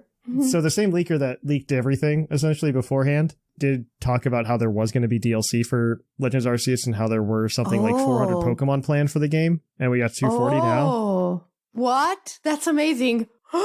It's very possible that happens. Like I'm not going to say 100%, even though it's like obviously my track record is really bad. I will say there's a pretty decent chance of that happening, and so I expect that to be announced. I don't want to know about it just yet, honestly, just so I can focus on the 240 there are now. But I can see them adding in like another 140. I really hope in my heart of hearts, like the 60 that are missing are there. That'd be really cool. Oh, yes. We're missing 60 from just all of Pokemon in Gen 8. Hisuian, Minior, Hisuian, Minior. Minior. I'm not even saying Hisuian. I just think it'd be really cool to just put those Pokemon in. And they found a really cool mechanic in the space-time bubbles to like bring in Pokemon from outside of that timeline. So like if they add like another area or two with DLC, right, which is very possible. Can we just say that leads to a truly depressing timeline where it appears that there was this great species of Hisuian Sneasel and they were fine, and then dimensional time travelers came, outcompeted them to extinction, and now infest their home. Oops. It could have happened otherwise, because like you could have had Hisuian Sneasel and then like Sneasel from Johto show up, right? I mean, sure, but I like my Dimensional War story better, that we were just unaware of this ancient Hisuian Dimension War. It's great. But I think they could do that. I mean, obviously, like, battle area is still up for grabs, right? So that's something you can do. I also liked how they hid the areas. I don't know if you guys noticed this when they were unlocking areas. It was under the clouds. Yeah, it was all covered in clouds. Yeah. And so you just look at the map now where the clouds are, and you're like, oh, there's a couple places you could still go. It would be very interesting in that regard to do it. I think it'd be pretty cool just to see like a couple extra areas pop in through DLC, and then maybe Greninja could be there. Maybe that'd be interesting. Greninja, it would fit so well. I think at minimum they could put in the starters from the generations there are right now. Yeah, but if they put in the starters, like you're left with like 45 Pokemon that are not in the game in this generation. No, the starters that are missing, I'm saying they're putting in like Totodile, Chikorita, Snivy. I mean, you're still missing Greninja at that point. I think they do that. I mean, the Pokemon that are missing, this is an excellent game to put them in, because we're typically worried about Pokemon. Like the Pokemon that are missing, are the Pokemon that are like low grade, right? We're talking Patrat. Mm-hmm. This is a perfect game to be like, yeah, Patrat's here. Yeah, you just need to catch it. You never have to use it if you don't want to. It's like Pokemon Go, but it's there. By the way, I have changed my opinions on several Pokemon lines just based on their behavior in this game. Like, I was never a huge Sudowoodo fan, and then I walked up to one, and he was like, "Hi, I'm a tree. Look, I'm such a tree." And I was like, "Oh, I love you now. I love you now." I've seen that behavior before in other things. I forget what exactly, but I've seen Sudowoodo behavior like that before. I think it was in Pokemon Snap. Maybe, but I didn't. Either I didn't see it or I didn't pay such attention. But it's like in Pokemon Snap it makes sense because it's like it's posing for a picture. This is Pokemon Snap, okay, but real life. Okay, what we need is the Pokemon Snap version of Pokemon Legends. Pokemon Snap, where they're trying to kill you. Yeah. Well, okay, that's more realistic, though. Okay, you combine Pokemon Snap with Pokemon Legends, and I think it'd be really cool.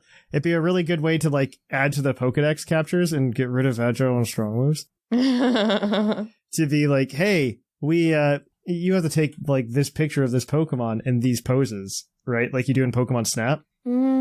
You get your level up that way in the research as well, which is more accurate to the research, by the way, because you would be taking pictures. It's kind of accurate, but you like the fact that for your Pokedex, what happens in the overworld counts. Like if a Pokemon lobs like a Shadow Ball at you outside of battle, it still counts for you've seen it use that move in the Pokedex, which is amazing. No, I agree with that. I'm just saying, I'm talking about adding more features. That's what I'm talking about. I mean, you could, and it would be amazing. You could take the pictures with your ARC phone, okay?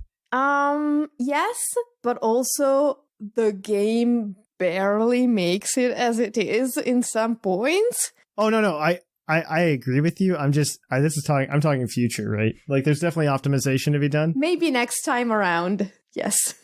Because I think there will be another one based on these sales numbers. Oh, there has to be. Please. There will be another one, so we'll get some kind of Legends. I mean, 6.5 million in the first like week. Like I said, that's half of like the total sales numbers for Let's Go Pikachu and Eevee, where there were 2 versions again. Yeah, and in January. Yeah, and in January. And all of the other things. This game was one that I know people were watching.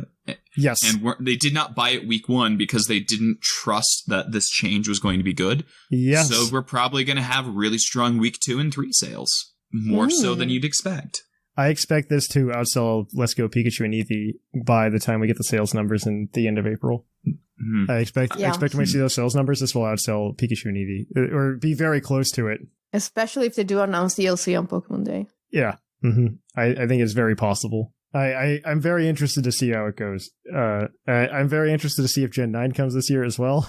And if we get Legends Arceus DLC in Gen 9, I think I'll die. I think a lot of people will. To be fair, they're kind of ramping it up, if you haven't noticed. Like, if you just look at like, they've been ramping up the Pokemon stuff, if you haven't noticed. Like, look at the past year, like, just from today, the year of Pokemon that we've had.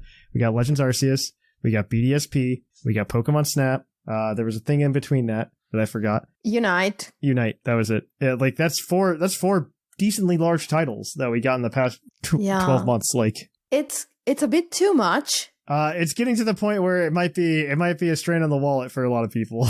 Yes, it definitely is. And I think my issue with it is you can't possibly keep this rhythm up forever. I'm gonna disagree to an extent. They can hire enough staff to keep the rhythm up as long as the money is there. No, it's not just about that. It's just that will people actually have enough money to buy everything you're doing? That is the breaking point. Yes. I think the game plan isn't will people buy everything that you're doing? I think that we're gonna, because like obviously not everybody's gonna buy Pokemon Snap, right? Yeah. And they didn't. But what you will see is you will see people going, oh hey, you'll have people.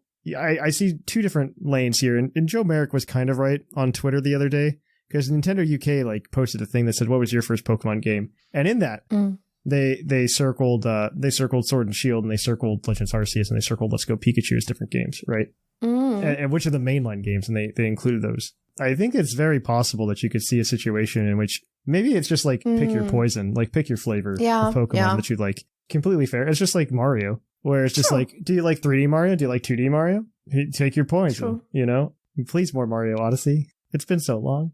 Now my real issue here is I am fine with just getting more Arceus, but at the same time, like, this is the first year since I've been in the PUCL community that I have not signed up for the UUTC. That's the only downside with Arceus? Because I'm so done with battling on Sword and Shield. Well, Sword and Shield really killed it, but that's a different story. Yeah. I want something new. I really would love to see... That's the only issue I take. Like, I think the only issue that I think hurts it to some extent is that this is definitely a single-player experience, and we're used to Pokemon games that are multiplayer experiences, right? Like, you have the single-player game that you play, but then at the end, we're breeding, and we're battling, and we're trading. This game doesn't really encourage that. Yeah. So I think that's why I think there's still room for the old other games, and I wouldn't say this is going to replace that. No, definitely not. Like I said, this game is still fantastic, and I want more. Please give me more. Yes.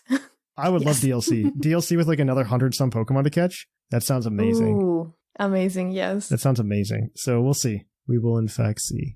But this is a good place to stop. We're going to go ahead and kick it on over to the Pokemon of the episode. We're going to catch you on the flip-flop.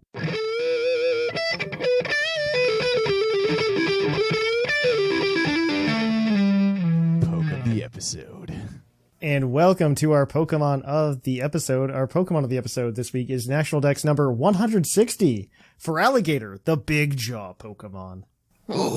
Its Pokedex entry from Ruby and Sapphire states, Feraligatr intimidates its foes by opening its huge mouth.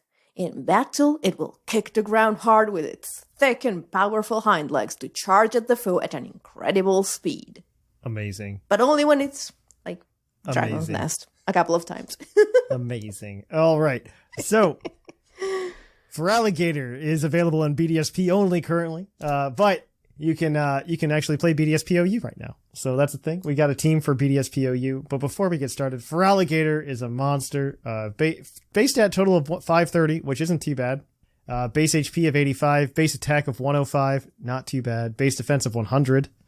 Base special attack 79. Who cares? We should put that somewhere else. Base special defense of 83.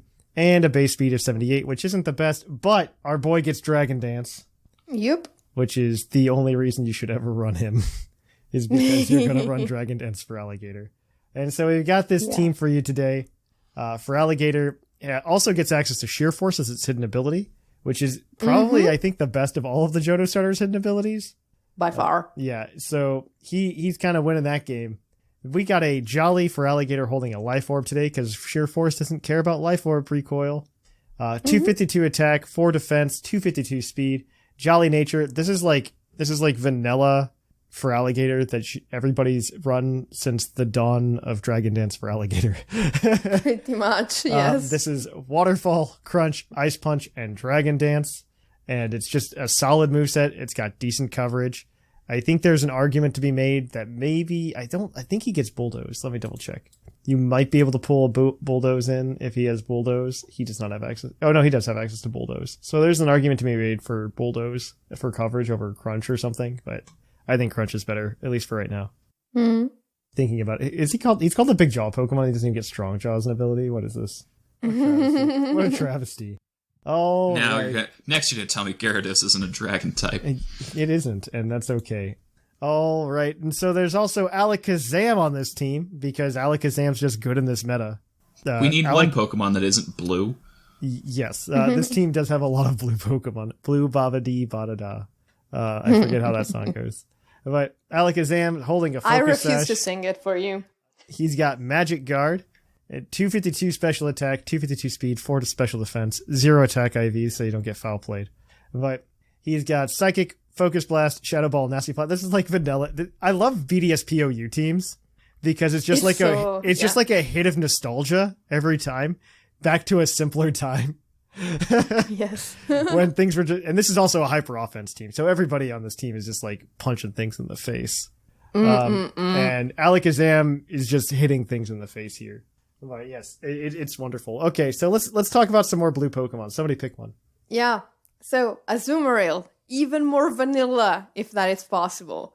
It's got Yes. the ability Huge Power. It's holding a citrus berry. It has max attack, max speed, 4 HP EVs, which, like, depending on if it's level 50 or level 100, check if you need those, because you're running an Adamant Nature, but you're running Belly Drum with a citrus berry. You Yes. want your final HP to be an even number, so that when you use Belly Drum, you eat the citrus berry.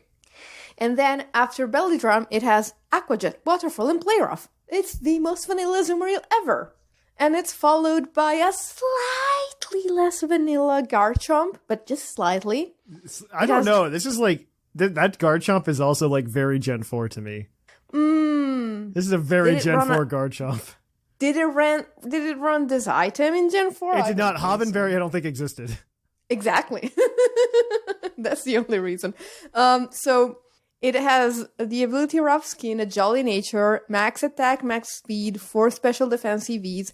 It's holding, as we were saying, a Habanberry, which I checked because I wasn't sure I was remembering correctly. It halves the damage from a super effective Dragon type move. Yes. And it's running Swords Dance, Earthquake, Outrage, and Stealth Rock. So you have options. Wonderful. Wonderful, wonderful. Take us home, Lynian. So we've got 2 more blue Pokemon. First, we've got the bluest of the already very blue Lake Guardians. We've got Azelf, who kind of makes this team work. He is what we used to call a suicide lead. This is so Gen 4. Right? It's I running love this team. Suicide Lead I love Azelf. this team. I love this team. Suicide Lead Azelf. It's great, but this one doesn't even rocks, which is weird. It's running a Light Clay. You've got Jolly Nature, Reflect Light Screen with a Light Clay. It's got 252 HP, 4 attack, 252 speed. So what you're doing is you're going and you're setting those. But what if someone's going to set something on you? Well, what you do is you click Taunt. So then that leaves you with 1 move, and you're probably going to want an attack move in case you get taunted. But Azelf isn't useful to your endgame, so just explode. Use Explosion. Explosion Yes. will kill whatever you're in front of. Well, it's your hyper offense. So the idea is you just set up the Yep. screens, and then you bring in whatever can sweep, and then you just start. Exactly. So that's not you don't want screens later, so just have Azelf set them and then explode. You just start. You just do it. You get your thing set up, and then you just run. Yeah. Yep. Azelf is too fast to give you, like, any kind of save switch in with, like, Yeah. I don't know if it even gets U-turn or anything like that. So Yeah. you just have to die. I'm pretty sure it gets U-turn. It does, but it's too fast. So Yeah. Yeah. It's not a slow switch. And then you got the last blue Pokemon here, Lucario. Very simple. It's justified. It's got a Life Orb, 252 attack, 4 special defense, 252 speed, Adamant Nature, Close Combat, Meteor Mash, Extreme Speed, and Swords Dance. You click Swords Dance, and then everything dies. Or you switching on a dark type move. Yeah, and then you'll proc your justified. Yeah, and you get +1. So then you're just like, yeah, okay, good game. And GG. you have fun. You have a good time. Yeah, this team is super hyper offense, and I love it. I love it a lot. We're going to be giving Kid is back. Yeah, I love this. This is Sweeper Kid. This is Sweeper Kid. You're 100% right. This is Sweeper All Kid. grown up. All right. So yeah, this is going to be a really good time. If you want to grab this team, you can go over to our Discord and grab the paste. If you're a patron, you can grab a whole shiny version of this team over at our Patreon. So definitely check that out if you're interested. It's going to be on BDSP this week, so have a really good time with it. I guess they won't all be blue, unfortunately. They won't all be blue. Only some of them. Yeah, but like now- Garchomp but and now Feraligatr will Alakazam- still be blue. Yeah, but now Alakazam gets like a little friend to match with because Lucario becomes yellow. So That's true. That is absolutely true. and well- so does Azumarill actually. Yeah, Zero becomes gold. It's because of the way the shiny palettes used to work, right? Yes. I don't know what shiny Azelf looks like, actually. I want to look at this real quick. It's It's like a puke color. leaning Cool. towards yellowish. It's trying. It sucks. It's trying. It sucks. Okay. But yeah, you can get all those. It's going to be a good time. On that note, though, we are going to kick it on over to the mailbag. It's mail time! Send in your emails! Mail! And welcome to the Mailbag. The Mailbag's the part of the show where we read your emails on the show. Send them into puclpodcast@gmail.com, and they'll probably be read. This week we got a lot, so they're not all going to be read. But some of them. And this segment, as always, is brought to you by the fictional energy drink Green Tauros, the energy drink that gives you hooves. Hooves! And as always, we will give out the Green Tauros badge to any email we think sparked a really good discussion. Last week we asked you guys what you thought of Legends Arceus, and are we going to be in for a ride, I'm sure. Let's go for it. Our first email this week is going to be from Foxy. Yup. Foxy says, "Hey, ya, Puckle crew, Foxy here. Long-time listener, first-time emailer. Welcome to the Mailbag segment, Foxy. Before getting into this topic, I just wanted to let you know I am writing because I felt called out at the end of last episode. Oh yeah, that's right. That's right. I am the guy that entered into the Pokemon fandom with Pokemon Pinball. Well, Pinball Ruby and Sapphire. That was really good. That was a good game, though. I like that game. Actually, that's a really solid game. They had it on the Wii U Virtual Console. I totally bought that. Yeah, it was really great. You see, back when I was still in elementary school, the Game Boy Advance was my first game system. At this point, I didn't know what to look for in a game, but I loved playing Roller Coaster Tycoon. Still a great game today, by the way. He's not wrong. That is like the greatest game of all time. I've never played that. Oh, that's a good game. Yeah, sorry. And that weird space pinball game that came loaded on every Windows computer. Oh, I spent so much time on that when I was a teenager. Knowing I liked pinball, I naturally picked up Pokemon Pinball RS and had a blast. But found myself wondering about these creatures I was catching and evolving. I knew of the Pokemon brand at this time, but never really interacted with it. So the next step I took was to go to Blockbuster and binge on some Pokemon VHS tapes. Oh, Blockbuster. Wow. I'm gonna get out of here and like put on a you had a black Pokemon shirt Pinball come out that you're grabbing VHS tapes. Is that the right year? 2006. Pinball was actually before 2006 because that's when whatever came out. 2003 in the US, which is the same year as the release of Ruby and Sapphire. Okay, yeah. Oh, wow.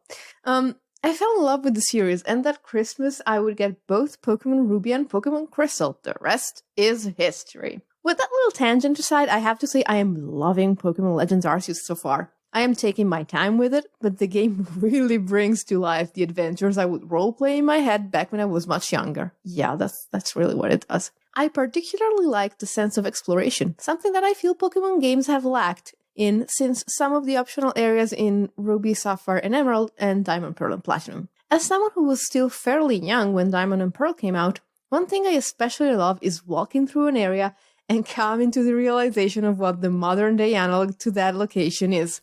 Like when I found the Ouroboros Tunnel off to the side of the first area. So, tangent from Whimsicott here. This is, and yeah, I'm sorry, this should have been in the topic, but the topic was super long. This is like, at first I was like, why would they release two Sinnoh games one after the other? But then, like, this was the point. Like, you refamiliarize yourself with the region, so that every step you take in Hisui, you're like, oh, wait, I know this place. Yes. Yep. And that feels amazing. Wow. Anyway, those moments make me think back to when I first encountered those locations. And unlike BDSP, they have a more grand feel to them, making them feel more like how I imagined them back in the day. While I too find the graphics pretty rough, I did want to take a second to say that I love the way the sky looks, like it was pulled from a watercolor painting. Same. The sky in this game is mwah. Before I close, I just wanted to share where I would like to see this game go from here. I do hope this adventure gets some DLC in the future, as I just want more to explore. You and us all. That's when I thought of something. Johto has had a bit of a resurgence in discussion lately, and is said to be pretty close to Sinnoh. Don't worry, I'm not delusional enough to think Johto confirmed for DLC, but there is a small area between Sinnoh and Johto that conveniently has a lot to do with Arceus himself. Oh, Sinjo. The Shinjo ruins, or the Sinjo ruins. Yeah, something like that. I am, of course, talking about the Sinjo ruins from the Heart Gold Soul Silver event, where you get the Creation Trio Egg. I would love to see an additional DLC story that gives us one or two locations in this landmass between Sinnoh and Johto with the ruins at their center. We could expand the Pokédex a little more, learn more about the link between Arceus and the Unknown, and maybe, just maybe, get a Hisuian Dunsparce evolution. Wow. Wow. It came out of nowhere, and I love it. I can't believe that's a lot of calories burned in those mental gymnastics. I love every single bit of it. If they really wanted to go hard, maybe there could be Hisuian beasts. Well, just like we got Galarian birds in a Sword and Shield DLC. But that might be a little too hopeful. Okay, I love every single word Foxy has said. It's very good. I agree. It is very good. With all that aside, just want to say, keep up the great work, Foxy. Well, thank you, Foxy. I loved everything you said. Literally everything. All right. Our next one is going to be from Ethan, but not the OG Ethan. That's the clarification. Movie Club Ethan. Not Movie Club Ethan. Not my pal in the dark arts of summoning a Tapu Lele from a booster pack. No. Hey, y'all. It's your biggest fan, probably, from South Dakota. And boy, can I identify with Legends Arceus, considering some continental U.S. states probably would believe that I ride my weird deer through the countryside and that I seek out mighty Midwestern treasures with the astute snout of my Ursaluna. Who says I don't, though? No, some people think that you ride through the American South on your weird deer. Yeah. I mean, it has South in the name. Because it's south of the North Dakota. That's why. Fair, but I mean, there's 50 of. We had a geography lesson before this. That's what's going on. Don't you dare tell me you could pick Slovakia out on a map of Europe. Anyways, I wanted to express my gratitude for y'all in terms of content. I have been around lurking in the shadows since early 2016. I even have a green Tauros badge from 2018. A crowning achievement, to say the least. The last few months have been the most impactful time spent with the podcast. I think he's probably our number one fan from South Dakota, because I don't think we have any other fans in South Dakota. There are people in South Dakota? Yep. I just recently had a colonoscopy done at 24, and I've been dealing off and on with some substantial abdomen pain. I'm going to skip all of this just to say that he thinks it's not cancer, because I don't want. He says thank you for the podcast, though. Oh, man. You're welcome. Yes. Thank you for the podcast, because he has to spend a lot of time just like hanging out. Oh, man. Regarding Legends Arceus, I think the best way to genre the game from a Pokemon's perspective is a main spin-off game off, or main spin-off game that it offers a unique welcome challenge, in my opinion. This journey hasn't been a Breath of the Wild, or this journey has been a Breath of the Wild, you might say. But in all honesty, it has been the most enjoyable Pokemon experience for me in quite some time. I was actually amazed with how much it actually felt like Breath of the Wild. I was expecting like zero, and it actually overlaps quite a bit in feel. There were times when I tried to do something, and then I remember, oh, wait, you can do that in Breath of the Wild. Not here. Ever since I completed the National Dex in Gen 3, even Ho-Oh from Coliseum, I've been chasing the same mix of nostalgia, adventure, challenge, and grind, and this game has offered me that and more. This experience has proven to be difficult and offers a mastery curve in its mechanics, which I really enjoy. It is satisfying knowing that what I do and how I engage in encounters has some level of skill to it, and if I rush in too quickly or play it too safe, I may miss out on an encounter, or may just get unadulterated turned into grit pebbles by a Cleavor. Regarding the discussion on graphics, I personally have to side with Seth Vilo in that I didn't recognize any immediate issues. However, I do understand where y'all are coming from. If I had one criticism, though, it would be that the rendering aspect of things did break my immersion in some instances. It's almost as if I'd be on the chase running after a helpless Kricketot, preying on its innocence to reach 10 points in my Pokedex, and then all of a sudden, the thing was banished to the Shadow Realm by the powers that be. Lastly, my favorite part of this game was exploring the region initially with my nephew. He is now 11, and my wife and I first met when he was 6. Although she is literally the farthest thing from a Pokemon fan, I have in recent years Pavlovianly, yes, reinforced my nephew, we're going to go with what Lynian said, to give Pokemon a try, and regard the discussion on what game is best to start out with. From my perspective with him, it was Let's Go. That's probably true. From there, he has now played Sword and Shield, X and Y, Alpha Sapphire, and Legends Arceus, and I'm hoping to put him onto my copy of Soul Silver soon. Good job. Good job indoctrinating the youth. We're doing it. I really appreciate y'all, and although I haven't really ever dove onto the Discord and engaged in things Patreon-wise, just know that y'all have literally been a part of my life for 6 years now, and I'm proud to be a Puckalonian. Well, you're welcome. That's all we need. Just listen. That's all I ask. Just listen to the show. Tell people about us. Tell the other 3 people in South Dakota about us, please. Best regards, Ethan.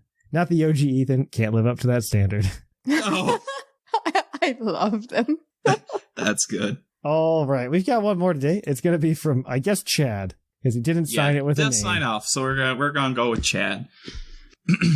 Hi, Puckle crew. I have been listening to your content regularly during my work trips, so thank you for the insightful commentary on all things Pokemon related. I'm a Gen 3er and have played all the mainline series games, but never finished the decks, or sometimes didn't make it all the way to the end before completing the story. Legends Arceus is finally a break from the linear progression model that Pokemon forces you to take, with Gen 5 being the worst offender, in my opinion. What's good about the game? The catching mechanics that let you encounter Pokemon you were searching for while also dropping in some rare spawns or overworld shinies as a surprise.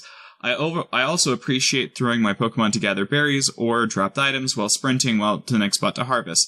Lack of cutscene and scenes in trainer battles is a welcome addition. Oh, that's so nice. That is so nice. There's the trainer battles make it so that you can do more of what this game is good at, which is not the battling system. I agree with that, but I also agree that just being able to not have cutscenes in general, which was, I think, one of the things that I hated the most out of Sword and Shield, was its constant cutscenes. Yeah. This definitely fixed that. If there was a cutscene, it was short and sweet. And the characters had actual personality enough where you were entertained and engaged. Yes, where I cared about the story instead of being oh, well, I guess Leon will go beat that Dynamax Pokemon for me. Yeah. Wims and I were talking. I think there's only one member of the extended cast that neither of us liked at all. And by we don't like him, we hate his guts and want him to die. Is this Melly? It got a reaction. It wasn't oh, you again. It was oh, look, this idiot. Is this Melly? Yes. Yes, What? of course it is Melly. I think Melly is everybody's least favorite character. He gets one good line about a croissant, and that's it. Yes. So, what's bad about the game? Graphics don't even need to be mentioned, but I've seen pixels floating around water Pokemon, pixels where 2 textures meet, and a flying Gyarados at 2 FPS. These graphics don't ruin the game, but they certainly take me out of the experience. I also wish some of the trees had more diversity than the other copy and pasted that occurred. Most games do this. Most games don't have people staring at the trees. I did not have any issues with these trees whatsoever. Go play a bunch of games. You'll realize there's 6 tree models. It's really not that unusual. Yeah. I thought they looked okay. I didn't think it looked that bad. Where can we go from here? I think this is the direction Pokemon should go in, but make the map larger in one continuous experience. I think they should remove the stigma that you must progress before you get to areas such as those that contain dragons and ice. No, this is wrong. I understand this is your opinion. It's because of the way types work. It just doesn't work. And also, it doesn't work because then you just don't play the game. If you want to not play the game, I don't know how to explain that it's an RPG, it's linear, you can't do that. One thing I will say is eliminate the need to go back to the village before moving from one area to the other. Yeah, that would be nice. Yeah, that's... I like having areas only because it helps the way my brain works anyway. It helps you bin things. Because I go, okay, I know these Pokemon are available in this section, instead of it being Yeah, it's not a stigma that you must progress. It's literally pacing out the content. Yeah, I agree with that. If you just don't want to play the story, just don't play an RPG. I don't get this. I kind of understand because people have just been wanting to go off the rails on Pokemon for a very long time, and this is probably the closest we've ever gotten to it. Sure, but if you want to play a game that goes off the rails, do it. You don't have to play every game. Doesn't have to be Pokemon. Yeah, but some people like Pokemon. Let Pokemon be a good RPG. People like that. People want to. Pokemon's tried to delve into a lot of other types of games in the past, sure. So other people want that. But a varied media diet will make you much better in the long run. I feel like complaining about what people want from a larger media, from a media empire, is just frivolous and a waste of time. Because let people want what they want in entertainment. Sure, as long as it doesn't ruin it for everyone else. Yes, of course. I don't think this would ruin it per se. It would be interesting. Sure. So let's continue on with what he says. If Gen 9 is released in the same way Sword and Shield is built, I think I may skip it. Open world Pokemon is truly one of the best experiences and should be improved upon so we can have a BOTW, a Breath of the Wild level hit game. One more wish, can create a Breath of the Wild type game but make us adventure and fight as a Pokemon like Lucario. okay, this is where, okay, he's lost me now. They kind of actually have that. They actually kind of have that in PokePark. It's called Wii. Mystery Dungeon. No, actually, PokePark Wii is probably That's closer true. to that. Like, I'm not even kidding. It's actually pretty close to what he just described, where you adventure and fight as a Pokemon. Jump, climb, fist fight wild Pokemon. This isn't a Pokemon game anymore. I'm sorry. Play something else. You'll have more fun. It's fine. I mean, you can go through most of Legends Arceus like as Sneasler, essentially. By the way, that's hilarious. Like, you see your little eyes in the box. That's about it. Hopefully this wasn't too long, but I hope some of it can spark discussion. No, the last part definitely got me, because you're exactly right. That's not Pokemon. Like, being a Pokemon is not a Pokemon game. You are a Pokemon trainer in a Pokemon game. if they really want to have like 7 lines of Pokemon games going at the same time, Sure. there's room for everyone, but I don't think this should be a priority.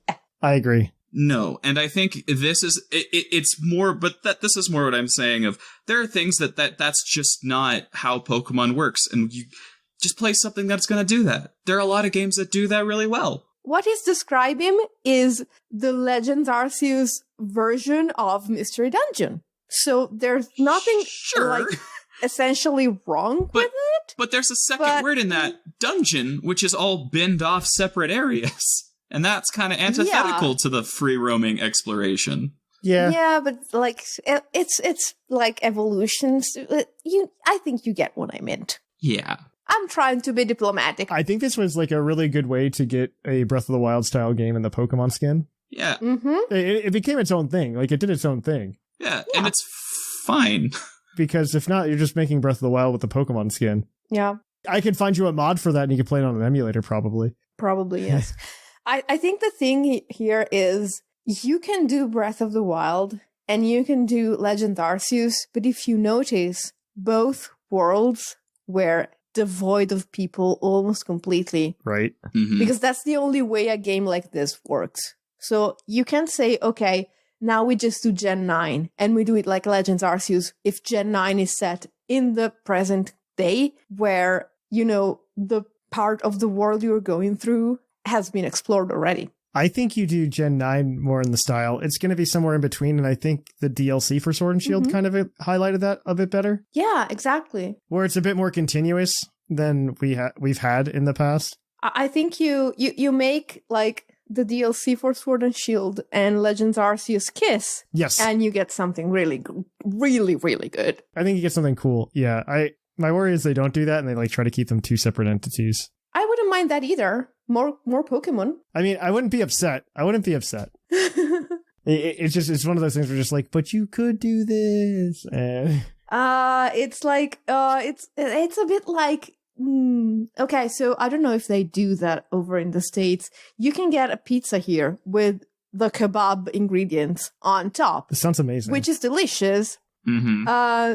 But you could also have, you know, a pizza for lunch and a kebab for dinner, and both of those things are good options. Oh, I see what you're saying. I understand. That's a good point. All right. Well, thank you for that email. Anybody you guys think gets the badge over anybody else? Ooh. I liked Ethan. I'm real tempted to give it to the one that he Whims read. Okay, There's that's a fine. lot to Foxy's. There's a lot of co-signing there. But does Foxy already have it? I don't care. No, he wrote in for the first time. Yeah, Foxy, you get it. Yay! Yeah. All right. Well, on that note, Foxy, grab it. If you want to email us next week at puclpodcast@gmail.com, I guess let us know more about Legends Arceus, how you feel about it. I don't know what else to say. Like, if you've played more of it, let us know. We want to hear what you guys have to say. There's a lot of emails here already that we didn't get to today. But if you have more opinions on Legends Arceus, please send them in to puclpodcast@gmail.com. If you want to keep up with us throughout the week, best way to do it is come to pucklediscord.com, where you can hang out with us all day, every day. You can also go ahead and follow us on social media, Twitter, Facebook, and Instagram. You can go ahead and you can also hang out with us throughout the show hang out with us on the show by checking out our other content, like our YouTube channel, youtube.com/c/puclpodcast, where you can find the few videos. We've been doing those Nuzlocke mini podcast things, which are interesting. I'm changing the dates on those because I'm playing with our statistics And I'm going to try to move. It's going to be Wednesdays and Sundays now instead of Wednesdays and Saturdays. So definitely check that out. It's a lot of fun. I just like hanging out with you guys. So, it's a good excuse to force you to all hang out with me. And I'm going to try to spin up a series of me trying to play VGC. We're going to see how that works out. Additionally to that, you can follow us on Twitch at twitch.tv/the PUCL Podcast. I try to stream every Tuesday and then one other day throughout the week. So definitely check that out. Though this week, because there was like a snowstorm, I didn't do it because I was like busy prepping for like worst case scenarios, like power outages and whatnot. So thankfully none of that happened. We just got a lot of snow and a lot of ice. So must be nice. It was, I wouldn't call what happened nice, but it was, I can just get my car out of the driveway today. Well, I'm just glad I'm bailing here before the record drought hits in the summer. Ooh. It's not good, guys.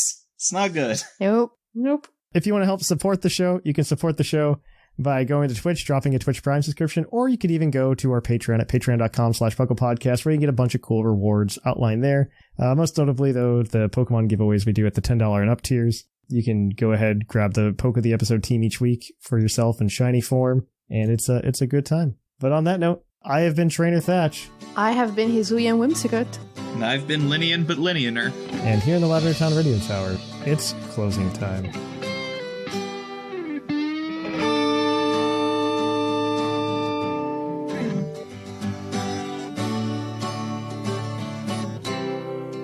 It's closing time in Lavender Town.